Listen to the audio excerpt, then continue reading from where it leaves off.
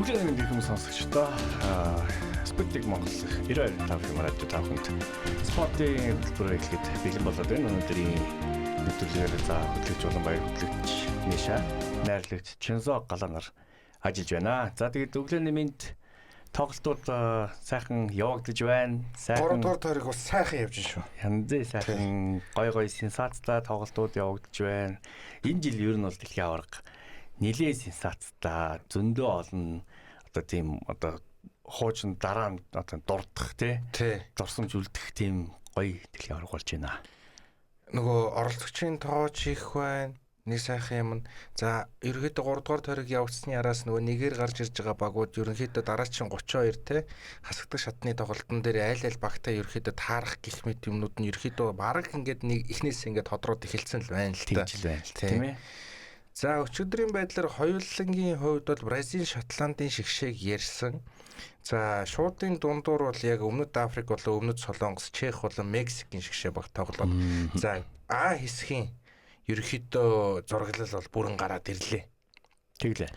За өчигдөр жиштэй одоо өнөөдөр л шилжиж байгаа шүн. За Кюрасао, Кот д'Ивуар, Заны Яс эрэг, Эквадор, Герман, за өглөө Тунис, Голланд, Япон, Шведийн шигшээ тоглолоо. За өнөөдрийн хувьд бол Турк, Америк нэгдсэн улс, Парагвай, Австралийн шигшээ баг одоо 10 цагаас тоглох юм байна. За өнөө шөнийн тоглолтууд гэвэл Норвеги, Франц энэ айгуу гоё тоглолт болно. Энийг ерөөхдөө онцолж үзэх хэрэгтэй. За Сенегал, Ирак, Сенегал нь бариад идсэн ч гэсэн группээс ерөөхдөө бол гарахгүй байхаа та.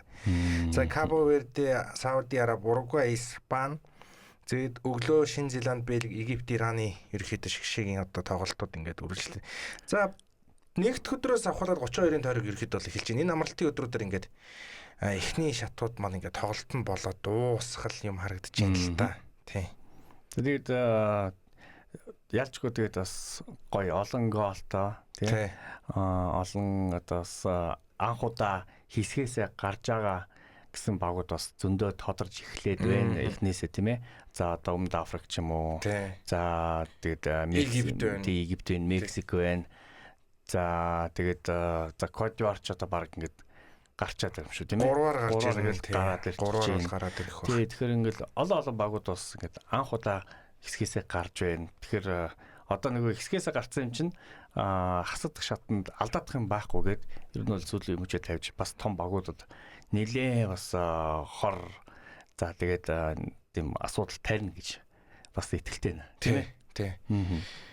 За яг ч гэсэн өчигдөр Ганы шигшээ баг бол Английн шигшээ багийн тоглолтыг хоёулаа ярьж одоо нөгөө баахан бөөмөт нэг инээлдээ цуцсан тийм ээ. Тэр тоглолтын араас Рис Джеймс болон Деклан Райс нар Панамын эсрэг тоглолтыг бол өнжиж магадгүй гэсэн мэдээллийг Guardian хэвлэлийн мэдээллийн одоо агентлаг бол өгсөн байлаа.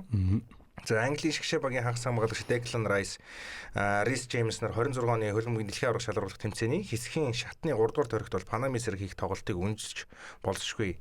За ерөнхийдөө их сурвалжийн мэдээснээр 2 тоглогч хоёулаа Ганы шигшээтэй хийсэн энэ тоглолтын дараа баг зэргийн тавгүй байдал зовир мэдэрч байгаа. За нэг юм гэмтлийн шинж чанартай. Гол нь нөгөө гэмтэл нь ноцтой биш. Тийм болохоор эрсдлээс сэргийлэх үүднээс дасгалжуулагчдын баг энэ хоёрыг Панамын эсрэг тоглолтод амраах хувилбарыг бас хилцэж байна гэсэн зүйлийг бас ярьж орж ирж байна. За Панам дээр ч гэсэн ерөөхдөө Английн шигшээ яг хөө Деклан Райс ялтчгүй бүтэн жилийн хугацаанд Арсеналтай хамт нөө булангийн зохилт дээр гомын сайн ажилласан болохоор Английн булан үнэхээр гоё байгаа. Яг нөө хүнээ онж монохоос авахуулаад ер нь ингээ булангийн зохилт чинь бас нэлээд олон юм шийдэж байгаа шүү дээ. Тий. Бөмбөг нөгөө хөдөлгөөнд бөмбөг одоо тоглолт оруулна гэхээр бас давуу тал одоо тийм хүчтэй баг биш ч гэсэн ер нь л өөрийн аль нэг онцлог давуудлыг ашиглах боломжтой. За тэгээд мэдээж бол бас класс өндөр тийм багууд бол бүр илүү тэрийг бол ашигладаг гэж байна. Тий. За тэгээд иймэрхүү байдлаар бол Английн шигшээ баг за Панамыг ч тэгээд бариа туучих байх л гэж би ерөөхдөө бодож байна. Гэтэ Панам бас эвгүй хөдөлгөөнтэй л Хорватын шигшээтэй хийсэн тоглолтын дээр бас Хорватыг нэлээд сандаргаж амжсан. За Швейцар, Канадын тоглолтыг өчигдөр тайлбарласан. Босни, Катар бол ингээд ойлгомжтой. Марокко, Хаити, Бразил, Шотланд ингээд ойлгомжтой болцсон. За тэгээд шуудын үеэр явж исэн гэдэг утгаараа Өмнөд Африк болон Өмнөд Солонгосын тоглолтыг ерөөхдөө хоёулаа эхлэе гэж бодож байна. Тэгээ. За тэгээд Өмнөд Африк хэсгээс гарахын тулд ялчгүй заавал одоо хожих хэрэгтэй байсан. Тэгээд илүү зүтгэлтэй, илүү тийм хичээнгүү, илүү нэг тийм гүйцэтгэл сайтай бүр тултал нь явсан. Тэрний одоо ачаар бас тоглолтын сүүлдээ гол оруулж ер нь тэгээд энэ хүү бас хожлыг авч дараагийн шат руу ингээд гарах боломж үүсгэсэн. Харин яг энд нь бол Солонгосын баг бол маш муу тоглолоо. Эхний хийсэн 2 тоглолтуудаас тис өөр тактик. За тэгээд гараан ч гэсэн сон эхнээсээ гарч ирээгүй. За тэгээд тэр эсвэл нөгөө физик жоохон дутсан уу, гүйлтэн байхгүй болсон. За тэгээд ерөөсөө болохгүй байгаа тэр нэг тактикал хэрэгжүүлэл. Зүүн зүгөөрлөө өгөөл зүүн зүгээрээс цаашаа олон нэг юм кросс маягийн хаяад тэгээд ялчгүй би одоо нөхцөл байдлаас аваад үзэх юм бол Өмнөд Африкийг бодвол өндөр дийлэхгүй л байна л та. Тий. Тэгтээ бас нэг тийм амар бас ялгаа бас байгаагүй шүү дээ. Уг нь бол гайгүй. Яг нөгөө Өмнөд Африкийн арын одоо шугам бол бас нуруугаар бол төстэй л байлээ. Ер нь бол ойролцоо. Гол нь нөгөө нэг юм юу гэдэг нь сөрөг довтлогоо хийх хугацаагаа ерөөхдөө айгүй удаан алдаад байгаа байхгүй. Тэгжээ. Яг хамгаалтаас бөмбөг хагас хамгаалагч руу очичингуудаа жигүүр рүү орох уугүй юу гэд тэр үед дээр яг ингээд нэг бодож байгаа үед нь Өмнөд Африкийн шиг аль үшээ хамгаалтанд орцсон. За 5 биш юм ахээр бүр 6 хамгаалагчтай жишээлбэл зогсож ирсэн. Тий. Африкийн шилжилтүүд нь аюу гоё болж байна. Хамгаалагчаас хагас хамгаалагч тэгээд довтлогчд нь ч яасан хурдын. Гэхдээ нэг тгий харьцаатай хэсээ илүүтэйгээр бүр илүү олон голоор Өмнөд Африк хожих боломжтой байсан шүү дээ. Тий. Хаалагч бол бас нэлийн тийм аюултай зохилтуудыг бас хаасан. Тийм ээ. Тэгээд гол нь аюу гоё гол орсон шүү дээ бас. Тий. Яг тийм эдний хид хидэн одоо юм нэг атакууд бол дараалан яг адилхан явагдаад эцээ тэгээд гол орж байгаа байхгүй. Тий. Масоко илүү нөгөө довтлогч байсан. Масоко ч илүү жоохон амиа юм аа. Ялчгүй бөмбөг яг нөгөө ихний юм дээр яг нөгөө боломж гарч ирээд хаях боломжтой байсан. Тэгээд 100% гол давчих боломжийг өөрөө алдаад зохиод алдаад за тэгээд хойлоо дэгж ярьдээ энэ ямар амиа гарвэ гэсэн чинь уудлгүй бүр зүгээр өөрөө араас нь гол ичиж байгаа. Тэгэхээр за давтлагч хүн өөрөө угаасаа жоохон ийм байж илүү тийм давуу тал бас үүсгэнэ гэж харуулж байгаа л да. За хасагдах шатанд шалгарсан Африкийн 7 дахь шигшээ ерөөхдөө баг Өмнөд Африкийн бүгд найрамдах улс болсон байна. За 3 дугаар тойрогт бол ялчгүй Солонгос улсыг одоо нэг тгийн харьцаатгаар буулга авч хасагдах шатанд шалгараад ингэснээр Өмнөд Африкийн шигшээ дэлхийн аваргын түүхэнд хасагдах шатанд Африкийн 7 дахь улс болсон. Шалгарсан 7 дахь улс. За өмнө нь одоо Африк ТВ-с 6 улс дэлхийн аварга шалгаруулалтын плей-офф шалгарч байсан. За Нигер, Марок, Сенегал, Гана, Камерун, Алжир энэ улсууд байсан байна. За 2026 оны дэлхийн аварга шалгаруулах тэмцээн Америк нэгдсэн улс, Канада 3 улс одоо ингээд болж байгаа. За нийтдээ одоо 7 дугаар сарын 20-нд бол дуусна. Тэмцээний аваргын цомыг одоогийн байдлаар Аргентины шигшээ эзэмшиж байгаа гэдэг ийм мэдээлэл байна. За яг хуу Египтийн хувьд бас боломжтой гэсэн л нэг хувилбар байгаа болохоос яг нөгөө шалгарсан гэж бас гарч ирэх байгаа шүү дээ. Шалгарсан юм. Тэгэхээр чинь 7-д цаг хугацааны дараалал арай өөр болчихж байна. Тийм ер нь одоо нэг тэний 2-3 цагийн дараа бол бас өөрчлөлт болоод 3 дугаар араас ямар багуу дахиад гарч ирэх вэ гэсэн тийм юмуд гарч ирнэ л дээ. Египт ч угаасаа G group-ийг тэргүүлж байгаа юм биш үү? 3 дахь тойргийн тоглолтууд нь яваагүй гэдэг утгаараа хасагдах шатанд шалгарсан Африкийн 8 дахь баг нь жишээлбэл Египт болж хувирж орж ирэх юм байна. За энэ байдлаар ингээд аваад үзсэнгүү за эхний одоо хэсгээс бол Мексик, Өмнөд Африк хоёр ерөөхдөө бол гарч ирж байна. За Солонгос бол 3 дугаар байраар гарч ирэх боломжтой. Гэхдээ дөнгөж одоо А хэсгийн одоо эхний хэдэн тоглолтуудын 3 дугаар тойрог дөнгөж эхэлж байгаа тоглолт одоо бас дуусах одоо 2 хоногийн хугацаа байна энэ тойрог дуусах. Энэ үед бас Солонгос яах вэ, ийх үү гэдэг асуудал гарч ирж байна. За 22 онд чинь миний санаж байгаагаар Солонгос хэсгээс гараагүй болов. Гарлуу. 22 онд за сандвэ ямар ч байсан бас жоохон тийм хэцүү байсан. Япон гарч ирээд Солонгос нь гараагүй санагдах юм. Бас адилхан тийм ээ. Тий. За тэгээд энэ байдлаас ингээд аваад үзэх юм бол уул нь одоо чансаагаараа авч үзэх юм бол Өмнөд Солонгосын шигшээ баг Өмнөд Африкийн шигшээ багаас илүү өндөр чансаатай баг. Тий. Гэтэл бас нөгөө нэг юм шоконд оруулах зүйл ингээ боллоо л да. Энэ зөвхөн одоо бид хоёрын ярьж байгаа зүйл биш. Одоо манай одоо Монгол хөлбөмбөг тайлбарлагч нараас авахуулаад гадны бас томоохон одоо хөлбөмбөг тайлбарлагч нар яг энэ тоглолтын үр дүнг өөрсдөө юу гэж бодож исэн бэ гэхээр яг хүснээр боловсонгүй. Маш хоёр том хол зайтай хоёр багийн чансаатай тоглолтыг үзэнгүүд Өмнөд Солонгос нь угаасаа барай туучих ойлгомжтой бас байсан бол Өмнөд Африкийн шигшээ баг бол энэ дээр бас тактикийн үед үүнээс гаднаас хамгаалтын үед бол нэлээд сайн байлаа. За Өмнөд Солонгосын үед сүүлдээ ч гэсэн өөрөөсөө жоохон суучлаа л та. Ядарсан л та тэгээд. Тий. Тоглолтын одоо юу болж орж ирсэнгүй, ирч хүч нь бас харагдаж ирсэнгүй. Тэгээд яг нэг цагт бас хоёр тоглолт болох чи ямар тэнэг юм бэ? Тий. Тэгээд яг та тэгэл хоёр дэрийг зашиглал тэгэл үдсэн шүү дээ. Тийм ээ. За тэгээд сая нөгөө Тунис Нидерланд түнсээ дуслаа шүү дээ тий. Тэгээд Нидерланд за 3-1-ээр буулгаж хэсгээ тэргүүлээд тэгээд дараагийн шатанд ямар багтаа тоглохоо бүр тодорхой болчихлоо шүү дээ тий. За Нидерланд Мароккотой таарах юм байна.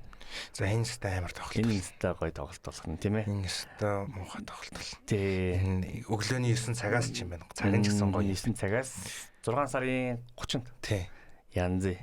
Энэ сте гоё тоглолт болно. За Өмнөд Африк болон Солонгос нэг мөсийн ингээд дуусгачих. Нийтдээ 14 зохиолтыг угаасаа үзүүлэлтээр хийсэн статистикийн хувьд гэсэн Өмнөд Африк бол Солонгосоос бол илүү байсан. 14 зохиолч 4 оновчтой зохиолт хийсэн. Солонгосын хувьд бол 7 зохиолч буюу тал 50% одоо гүйцэтгэлт гэх юм уу та 7 зохиолч 2 оновчтой зохиолт хийсэн. Яг 50% талын хийсэн байгаа байхгүй. За яг тоглолтын сүүл даваад үзэх юм бол Өмнөд Солонгосын үед нөгөө довтлох гэж нэлээ үзэл за тэгэл жигүүрлөө дамжуулах гал тэгэл алдаал байсан. Тэгэл бөмбөг эзэмшилт бол нэлээ өндөр хувьтай бол гарсан байгаа. Гисэн хэдий чинь тэгээд үзүүлэлт өөрөө биш.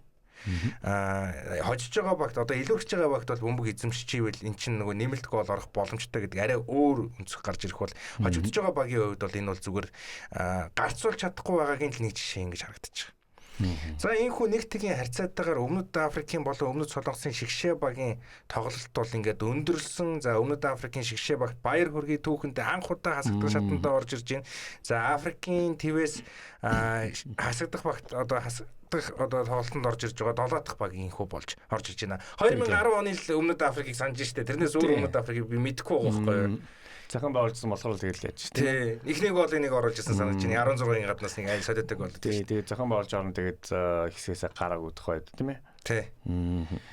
За дараагийн тоглолт нь яг адилхан яг нэг ижил цагт болсон Чехийн шигшээ болон Мексикийн шигшээ багийн тоглолт байсан. За би бол энэ дээр бол Чехийг хождгүй маа гэхэд ядаж тэнцчих болов гэсэн найдвартайгаар гүм улдаан харлаа. Явдггүй дээ. Явахгүй байна. Тэгэл ахаал цаг уур одоо энэ болж байгаа газар одоо зохион байгуулж орны давуу тал нь юу вэ гэхээр тэр өөрийн гэсэн нутаг дээр тоглож байгаа цаг агаарда одоо ингээд дасцсан одоо тэрэн дээр ингээд насаараа амьдэрсэн тийм ээ цагийн зөрөө за уур амьсгалт агаарын температур тэр стежоныг мэдрэх тэр зүйлэн дээр бөмбөг нь одоо ингээд өнгөрч явж байгаа тэр бүх юм ингээд жоохон багаар ингээд үзэх юм бол тэгээд ингээд нэг юм давуу тал болчихж байгаа байхгүй. Тэгээд тоглолтын агуулгыг харахад бол яалчгүй Мексик хамаагүй илүү байсан. Доогор бөмбөгнүүд зөндөө ингээд дамжуулалтад явчихсан. Тэгээд бас олон гол орлоо. Мексикийг бол тийм амархан бас хожно гэж бас бодоагүй. Ерөөсөө тий Чех бол яаж игж байгаа л нэг тэнцээ авах байлгүй дээ гэж бас ер нь бол цаана нэг гордлого байсан. Тэгээд бүр хамаагүй илүүрлээ шүү дээ. Нөгөө хоёрдугаар давхар дээр Чех яалчгүй өндөр болохоор би бол нөгөө холын пас юм уу нэг булангаас нэг арай нэг тэнцүүлчих ч юм уу эсвэл тэр зүйлээрээ дарамтлах болов гэдэг зүйлийг гарч ирсэн чинь яалчгүй Мексикийн үед бол илүү одоо юу гэдэг олон талтай тоглолтыг үзүүлсний үр дүнд за бүр 3-ын харьцаатайгаар бол ерөөхдөө дуусгалаа. За тэгээ 2 дахь голыг хэрвээ авч үзэх юм бол Мексикийн 2 дахь гол дээр Чехийн хамгаалтын маш том алдаа гарч ирсэн. Хаалгач нь бөмбөгөө барилгүйгээр энэ ихтэй бас их сонио хаалгач байлаа шүү дээ. Ерөөсөө ирж байгаа бөмбөгийг нөө барьж авдаг гэхээсээ илүү тэр нөө зайлуулдаг. За тэгэл ойлтон дээр нь шууд юу гэдэг нөгөө нэмэлтээр хачирлаад 2 дахь гол бол ерөөхдөө бол тэгэж орсон. За Чехийн шигшээс хийсэн ганц гайгүй зүйл нь юу гэхээр нэг 16-ын гаднаас яг ачаа гарч ирсний дараа нэг шалгаж үзэж байгаа юм шиг нэг зохиж үзсэн лээ. За тэрнээс өөр Чех бол нэрээ үнэхээр хэцүү байна уу. За энэ тоглолтын үр дүнд Чехийн шигшээгийн довтлогч Патрик Шик 30 наснда Чехийн шигшээ багаас зодог тайлхаа бол ингээ мэдгдсэн байна. За үндэсний шигшээ багаас зодог тайлж байгаагаа албан ёсоор мэдэгдээд энэ шийдвэр нь Чехийн шигшээ 2026 оны хөлбөмбөгийн дэлхийн аварга шалгаруулах тэмцээний А хэсгээс шалгарч чадаагүй дараа ерөөхдөө бол гарч байна. За ерөөхдөө өөрийнхөө сошиал сүлжээн дээрээ дамжуулан өнөөдөр миний шигшээ багийн замнал өндөрлж байна. Энэ бол гинтийн сэтгэл хөдлөлөөр гаргасан шийдвэр биш. Удаан хугацаанд бодож эргцүүлсний эцэст ийм шийдвэр төрсөн. За тэгээд угаасаа нэг утга уянгалын нэг юм байдэн шүү дээ. Энэ хугацаанд дэмжиж ирсэн та бүхэндээ баярлалаа. За тэгээд урам хугаралт ялалт мөчүүдээ бүгдийг та нартай хуваалцсантаа би их сайхан баяртай байна гэдэг нэг юм шаблон болсон нэг хэлсэн үг. Тэгээд одоо би өөрийнхөө энэ орныхоо далбааг өрхийн тулд ингээд олон зүйл тоглолаа. Тэгээд ер нь бол байдаг л юм аа ярина л та. Уусаал тэгээд хөлбөмбөчий тэгэл нас бол богино бохгүй тий. Тэгээд ялангуяа тэгээд шигшээ тоглох нас нь бол бүр богино болдог. Тий. Хэдэн насаас одоо дуудагддаг тэрнээсээ тэгээд ингээд ийм амжилтаа бас ингээд оролцох бас хэцүүлтэй ялчгүй ийм чех одоо ийм дундаж одоо чинсаны тийм одоо багууд бол бас бүр илүү хэцүүлтэй. Тэгээд байнгын ингээд нэг хожигдоод ч юм уу эсвэл хэсгээс гарахгүй ч юм уу тийм юмнус ингээд ягдахаар бас шантардаг л баг л та. Бодоо тий. Би Шикийг 16 байна уу 18 оны Ромад тоглодог байхын санаж байгаа. Тэгээд ерөөхдөө Чехийн шигшэд гоё довтлогч гарч ирж гин удаа гэж тухайн үедээ харж ирсэн. За тэгээд Ромад гэхдээ яг гарч ирж исэн болохоор тэгж нөгөө залуухан байсан л та. Нэг 20-21-тэй байсан санагдаж байна. Тэр үед нь ингээ харж байхад за яг өгөгдөл сайтай. Гэхдээ бас нэг юм өөр дээр ажиллах юм айгүй ихтэй байна гэж хараад гэхдээ яг тэрний араас нэг Лайпцигт очиж нэг галзуурсан юм аа. Зээлээр очичоод тэгээд Лайпцигээс хойш 20 оны ковидын дараахан санагдаж байна. Баер Ливеркузенд очиод тэгэж ерөөхдөө бол тогтмол тоглож эхэлсэн. За ерөөхдөө бол Чехийн шигшэд бол номер 1 сонголт. Гэхдээ дэлхийд одоо юу гэдэг хөлбөмбөгийн одоо юу гэдэг одоо тэр дунджаар наваад гэх юм бол ер нь байдаг л нэг дундаж товш. Кислинг гэдэг нэг Германы довтлогч байдаг гэсэн шүү дээ. Мангар удаа өндөр. Тэрнтэй ерөөхдөө их төгсдгүү.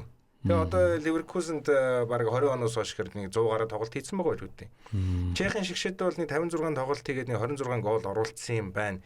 За Чехийн шигшээг хэрвээ аваад үзэх юм бол за Паул Недведийн сүүлд тэгэхэд Росицкигийн ихэнх үеийн л Чехийн шигшээ байгаа болохоос тэрнээс хойш ер нь Чехийн шигшээ хэцүү болсон шүү дээ. Тэгсэн тийм ээ.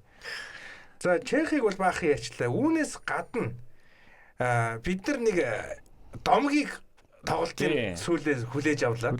Тэгээд 6 дахь дэлхийн аваргатаа ингээд оролцож за тэгээд яг бүр талбайд гарч тоглолцож байгаа байхгүй тийм ээ. Тэгээд бас гоё ялаа тийм ээ. Очоод бас айгүй харизмтай хүм болон хараад бас таньдаг хөлбөмбөг бас сонирхтгүй мэдгүй ч гэсэн зарим ийм лайв ч юм уу одоо рилс шортс янз бүрийн юм дээр ингээд байн гарч идэг тийм ээ.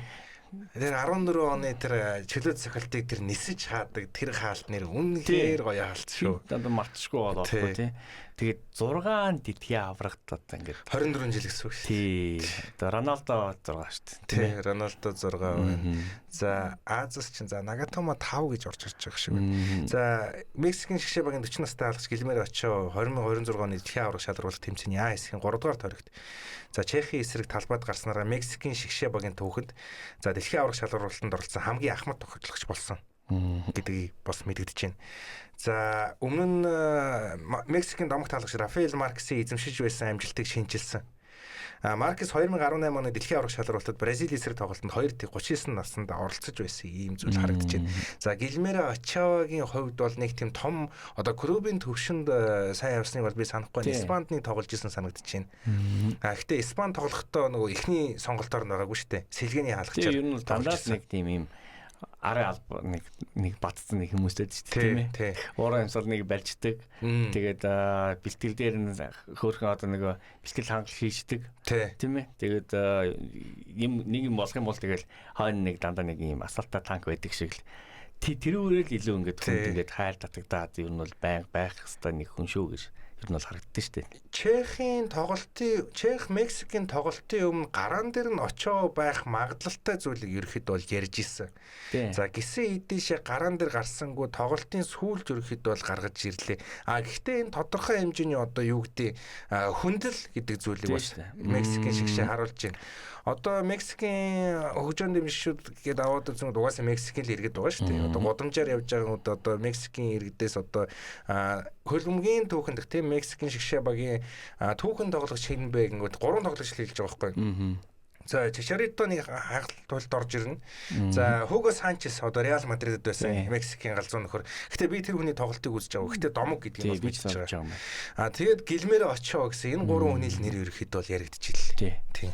Чичарито яачгүй бас тухайд ялжсэн л та. Гой тоглож надад бол аяг бас таалагддаг тоглогч байдаг.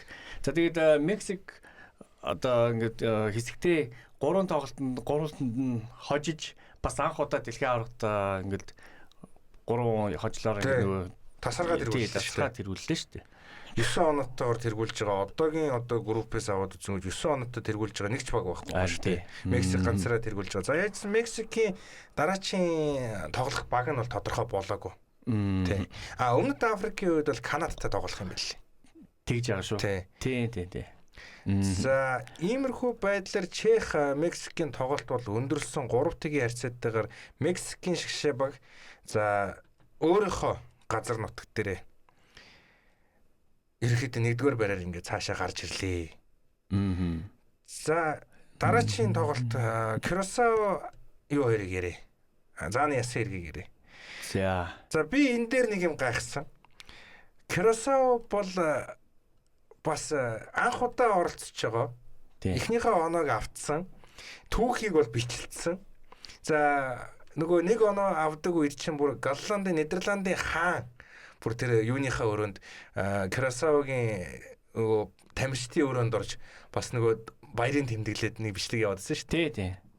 За ингээд ерөөхдөө бас нэг юм аюу гой спорт үзүүлчихэж байгаа байхгүй.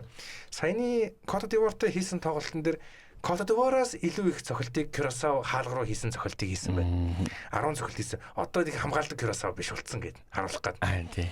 Гэтэ ер нь орохоор зөндөө гой цохилтууд байсан. 16-ын гаднаас бол аюултай цохилтууд Кросаогийн зүгээс бол орж ирж илээ. Яалчгүй Кото д'Ивуарын хувьд бол тоглогч нарын класс илүүтэй байсан. За 2 тгийн харьцаатайгаар энэ тоглолт өндөрлсөн. За Николя Пепе гэдэг тоглогч. За манад нэг 80 саяар ирж нэг фейлдсэн юм аа. Тэр тоглолт нэг сонсож сайн мэдгүй байх та. Арсенал байгаа л да. Яхаа дэрийг 22 жилийн дараа нэг хаяажсэн нэг юм бууддаг гэдэг шиг. Боо байгаа бол нэг өдөр буудсан шүү дээ. Тэгээд 70 дахь минутанд 64 дахь минутанд инхүү гол оруулж за 2 тгийн харьцаатаар Кот д'Ивуар ерөөхдөө ингээд орж ирлээ. За И хэсгийн группээс бол эхний 3 баг бол гуруулаа ерөөхдөө бол шалгарчих зүйл бол харагдсан. За ярьсан Кросао Кот д'Ивуарыг ингэж ярих юм бол за 70 дахь минутанд Николя Пепе эхний гол, за 64 дахь минутанд 2 дахь голыг инхүү орууллаа. За Кросао ч гэсэн бас маш сайн тоглолоо. За энэ өөрөө маш том түүхийг илтгэж байгаа. Дик Адвокатын хувьд бол гэр бүлийн асуудлаас болж Кросаогийн шигшээ багийг орхисон шүү дээ. Тий. Орхичоод хөл бөмбөгөөс ерөөхдөө зодог тайлах ухааны юм яриад явж исэн чинь Кросаогийн хөлбөмбөгийн холбоо болон одоо шигшээ багийн тамирчид баг өвдөг сүхрэн байж, гуйн байж Дик Адвокатыг буцаан авчирч дэлхийн аврагт оролцуулаад за үүнээс гадна одоо энэ одоо хүн амын аваад үтсэн ч гэсэн манай ерөөхдөө нэг дархамархуул хүн амтай гэж ярьж илээ шүү дээ. Газар нутгийн хувьд бол 150 мянга жил тий 150 мянга үетэй тийм. Тэгээд ганцхан одоо юу гэдэг Кросаогийн одоо Кросао төрсэн ганцхан тамирчинтай чиглэлүүдээс тийм Кросао дээр тэгжсэн. Ингээд аваад үзэхээр бас боломж байгаа байхгүй юу? Тий. Энд чинь нөгөө хөгжингүй улс орн гингүүтээ эн чинь нэг талаасаа одоо Америкийн хөлбөмбөгийн одоо Өмнөд Америкийн хөлбөмбөгийн холбоо санхүүж сайн орж иж байгаа тийм ээ. Тэгээд жижигхэн тийм орнд бол бас тэр орж иж байгаа мөнгө нь бол нилээ яаж зарцуулах боломжтой гэдэг зүг орлого юм тийм ээ. Тэгээд одоо ингээд ингээд бүх тоглолтоо хийсэн ч гэсэн 1 оноо авлаа шүү дээ. Хэсэгтээ 1 оноо авсан тий. Тэгсэн чинь анхудаа оролцоод тий. Тэгэхээр одоо бусад ийм туршлагатай багууд ингээд яах юм бол 3 тоглолтын дараа ингээд Чехэд бол зөвхөн 1 оноо авсан байгаа даа. Катар 1 оноо авсан байна тий. Хаити оноо аваагүй байна. Одоо юу баг дуусчихсан тий. За Турк бас оноо аваагүй ингээд дэлхийн арга өндөрлүүлж байна. За тэгээд Тунис байна тий.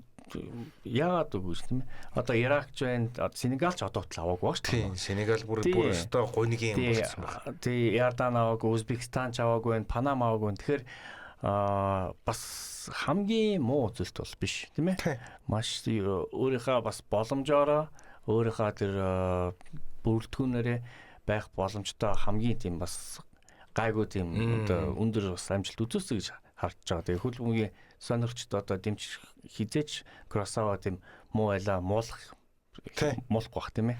За ялангуяа тэгээд гүс хийдинг байгаа. Дик адвокат. Дик адвокат. Гүс хийдингийн араас дик адвокат орж ирдэг. Үлдэгдлээр орж ирдэг. Нэг 2 удаа бас нэг тийм байна тийм ээ. Байгаль нэг тийм байна шүү дээ. Гэтэ дик адвокат надад бол яг тэр Кросавагийн шгшээгийн одоо гэдэг төрийн дуулаад ч юм уу эсвэл тоглолтын үеэр ингээд уйлж муулж байгаа яг тэр моментын харангууд үгүй нэрээ бас нэг төрөөр бахарах чинь энэ улсын төлөө бас нөгөө сэтгэл зүрхээ зориулсан байна гэдгийг харж байна. Галландууд ерөөхдөө хаагаач сэтгэл хөдлөл айгүй багтаа улсууд шүү. Тий. Ер нь бол жоохон тийм эвгүй гардаг ярьдэн шүү дээ тий. Жоохон хүн юмор айгүй муутай. Тий, нэг тиймэрхүү жоохон хөлдүүд ч юм уу тийм. Тэгэхээр ингээд Кросавагийн тийм төрөнд бол явж байхад би ч анзаарсан. Бөөх одоо ингээд нэг за нэг бас удаан хугацаанд бас нэг ажиллаагүй шүү дээ тийм ээ. Тэгэхэд ингээд энэ багт ингээд орж ирлээ. За тэгээд ингээд ялчгүй гаргаж ирч чадсан гэсэн юм уу те. Нэг өөрөө нэг хөл бөмбөгийн хүн гэсэн шүү гэсэн бас баталж байгаа байхгүй юу. Би тэр юугийн бичлэгийг мартдаггүй нөгөө Селтикийн олон жилийн галзуурлын дунд Дик адвокат юун дээр Рейнжерсийн дасгалжуулагчаар Рейнжерсийг тэргүүлдэг. Нэг Шотланд тэргүүлдэг. Тэгээд тэр нөгөө сурвалжлагч ингээд баахан асуулт асууж байгаа байхгүй. Тэр чи 10 хэдэн минутын тэр нэг сурвалжлага байгаа. Тэнгүүд тэр дундуур ерөөсөө инээс нэг нүрний хувирал байхгүй. Яриад дуусдаг байхгүй. Тэр чи хэдэн оны Рейнжерсийн авраг болдог үлээд байс. Тэгсэн чи Кросава дээр ингэж барьцаалтан гэдэг чинь бас санал аахгүй. Нас явчих. Явцсан. За одоо тэгээд өнөөдөр өглөө болсон Япон Швед за тэгээд Тунис Нидерланд тоглолтыг хоёулаа яс ярихгүй бол нэг 2 хүн төрсэн байна. За Япон Шведийг би бас тоглолтын сая шууд эфир явж байхдаа бас хажуугаар нь үзлээ. Япон ер нь бол илүү байсан, тоглолтын үед илүү байсан. Тэгээд мэдээж ихний голоо Япон хийлээ. За тэгээд майд оруулсан. За тэгээд харин маш гоё шийд байрлаа. Иланга эвгүй тоглож байсан шүү дээ. Бүр амар гоё гол хийсэн. Яг одоо энэ баруун яг торгуулийн булангаас солоогоор бүр амар гоё эргүүлэхтэй бүр супер гол. Яг нэг тийм Робен хийдэг ч юм уу хоочны нэг Робен тэгж эрүүлэлттэй хийдэг гэсэн. За Месси бас тэгж эрүүлэлттэй хийдэг. Гэхдээ өнцгөн жоохон бүр илүү хурц байсан. Маш гоё гол орсон. Тэгээд Япон ямар ч байсан нэгээр одоо Япон Швед тэнцэж. За тэгээд Нидерланд 1-р Япон 2, Швед 3, Тунис ингээд 4 авлаа. Тэгээд Япон ямар багтаа таархаа ингээд тодорхой болчлаа. Бразилтай хоорондоо тоглохоор Яа. Гоё тоглолт. Япон барай туучсан юм. Амчгүйс Азад хэмжиж штэ. 6 сарын 20 за 30-ны 29-оос 30 руу шилжих шин. Тийм байна. Тэгэхээр бас энэ тоглолтыг маш их хүлээж байна. За тэгээд Тунис нэг ч оноо авч чадаагүй. Тэгээд 5-1 3-1 гэсэн тоглолтуудаар нэг өндөрлөлөө тийм ээ. Тэгэлээ Тунис угаасаа энэ жил айгүй буруу оролцчлоо. Дасгалжуулагчаа халахаас ахуулаад. Тэгээд бэлтгэлгүй байна. Ялчгүй. Туршлагагүй байна. Тий. Бэлтгэлгүй байна. Тэгээд дараагийн тэмцээнд бас нэг юм бодох юм байгаа байлгүй. Гэтэ дараагийн тэмцээнд орох маш хэцүү болсон шүү дээ. Тий. 6 орон хүлээж авах юм байлээ шүү дээ. За тэгээд амралтын өдрүүдэд сайхан өнгөрүүлэх юм сонсогчдоо тэгээд нэг өдөр дахин уулзцаая.